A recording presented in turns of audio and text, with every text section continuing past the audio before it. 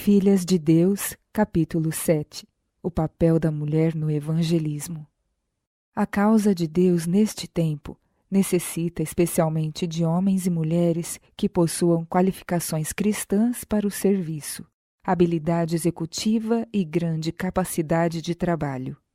Que tenham um coração bondoso, carinhoso, solidário, bom senso e juízo isento de preconceitos. Que ponderem cuidadosamente as questões antes de aprovar ou condenar, e que destemidamente digam não ou sim ou amém. Que, por serem santificados pelo Espírito de Deus, pratiquem as palavras. Sois todos irmãos, esforçando-se constantemente para erguer e restaurar a humanidade caída. Cristo forneceu um padrão perfeito para o verdadeiro ministério. Domingo, 15 de março de 1891. Assisti à reunião matinal dos ministros. A bênção do Senhor veio sobre mim e falei com a demonstração do Espírito de Deus e com poder. Alguns há que estão arquitetando um grande círculo. O Senhor deu Cristo ao mundo para o ministério. Meramente pregar a palavra não é ministério. O Senhor deseja que seus servos ministradores ocupem um lugar digno da mais alta consideração. Na mente de Deus, o ministério de homens e mulheres existiu antes que o mundo fosse criado. Ele determinou que seus ministros tivessem uma perfeita exemplificação de si mesmo e seus propósitos. Nenhuma carreira humana poderia realizar essa obra, pois Deus deu a Cristo, como ser humano, para executar seu ideal, daquilo que a humanidade poderia tornar-se mediante a completa obediência à sua vontade. O caráter de Deus foi revelado na vida de seu Filho. Cristo não só mantinha uma teoria do genuíno ministério, mas, em sua humanidade, praticou uma ilustração do ministério que Deus aprova. A perfeição tem marcado cada aspecto do verdadeiro ministério. Cristo, o Filho do Deus vivo, não viveu para si mesmo, mas para Deus. Os cristãos são as mãos ajudadoras de Deus. As promessas de Deus para os obedientes são as boas novas de grande alegria. Representam alegria para a alma humilde, contrita. A vida do verdadeiro cristão é radiante, com os brilhantes raios do sol da justiça. Se homens e mulheres agissem como a mão ajudadora de Deus, praticando atos de amor e bondade, erguendo os oprimidos, resgatando aqueles que estão prestes a perecer, a glória do Senhor seria sua recompensa. Eles clamariam e o Senhor responderia: aqui estou. Eles se volveriam àquele que lhes está bem ao lado, que lhes deu a promessa: eis que estou convosco todos os dias, até a consumação do século. Mulheres devem consagrar seu tempo ao serviço de Deus. Mulheres que estejam dispostas a consagrar algo do seu tempo ao serviço do Senhor devem ser designadas para visitar os enfermos, cuidar dos jovens e ministrar as necessidades dos pobres. Devem ser separadas para esse serviço pela oração e imposição das mãos. Em alguns casos, necessitarão aconselhar-se com os oficiais da igreja ou o ministro, mas, se forem mulheres devotadas, mantendo uma ligação vital com Deus, serão um poder para o bem na igreja. Esse é outro meio de fortalecer e edificar a igreja. Precisamos distribuir-nos mais em nossos métodos de trabalho. Mão nenhuma deve ser amarrada, nenhuma pessoa desencorajada, nenhuma voz calada. Que cada indivíduo trabalhe particularmente ou em público para ajudar a promover esta grande obra. Coloquem-se fardos sobre homens e mulheres da igreja para que cresçam como resultado do exercício e assim se tornem agentes eficazes na mão do Senhor para a iluminação daqueles que se assentam nas trevas. Não é a eloquência que torna aceitável o trabalho. Deus deseja obreiros que levem a verdade a todas as classes, elevadas e humildes, ricas e pobres. Nessa obra, as mulheres podem desempenhar uma parte importante. Conceda a Deus que aqueles que leem estas palavras façam sinceros esforços para apresentar uma porta aberta, para que mulheres consagradas entrem no campo.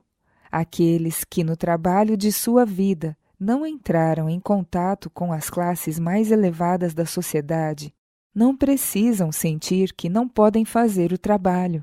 Não é a eloquência que torna o seu trabalho aceitável.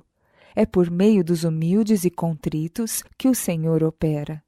Os que se sentem superiores e autossuficientes não podem tocar ou ajudar almas em necessidade. As mulheres podem alcançar uma classe que os homens não podem. Uma obra que os homens não realizam. Mulheres discretas e humildes podem realizar boa obra explicando a verdade ao povo em suas casas. Assim explanada, a palavra de Deus efetuará sua obra, qual fermento, e mediante sua influência serão convertidas famílias inteiras.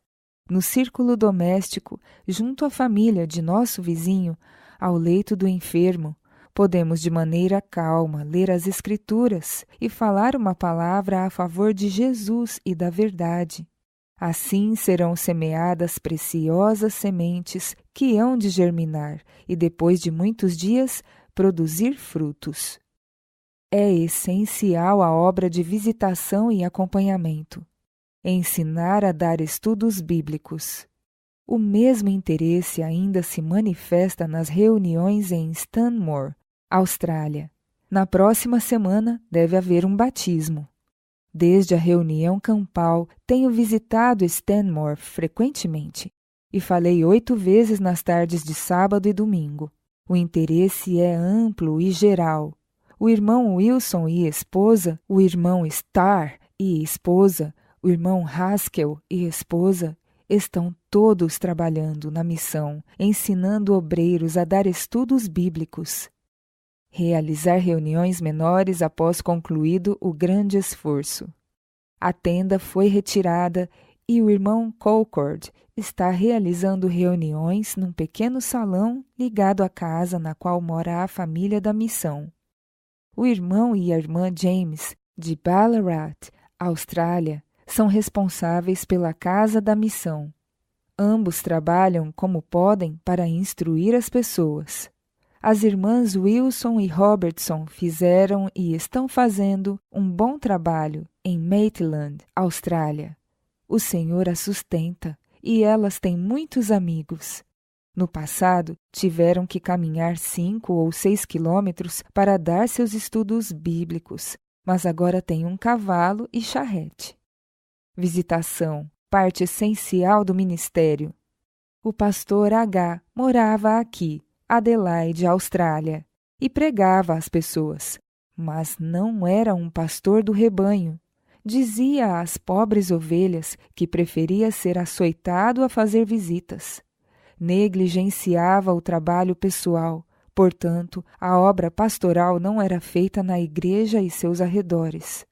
Os diáconos e anciãos da igreja agiram sabiamente e trabalharam criteriosamente para manter a igreja em ordem, e encontramos as pessoas em condição muito melhor do que havíamos esperado.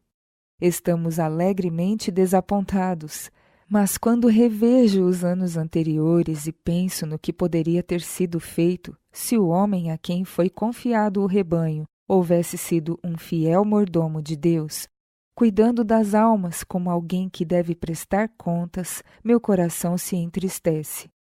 Houvesse o pregador feito o trabalho de um pastor, um número muito maior estaria agora se regozijando na verdade. Um exército para o Senhor. Exército bem treinado. Homens e mulheres não devem ser diminuídos por sua ligação com a igreja, mas fortalecidos, elevados, enobrecidos, preparados para a mais sagrada obra já confiada a mortais. É propósito do Senhor ter um exército bem preparado, pronto a ser convocado à ação de um momento para outro. Esse exército será formado por homens e mulheres bem disciplinados, que se colocaram sob influências que os prepararam para o serviço. Encorajar um ao outro em fiel serviço. Existe uma grande necessidade de reforma em nossas fileiras.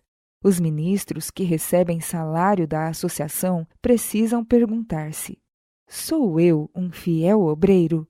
Sou um auxílio espiritual para a igreja?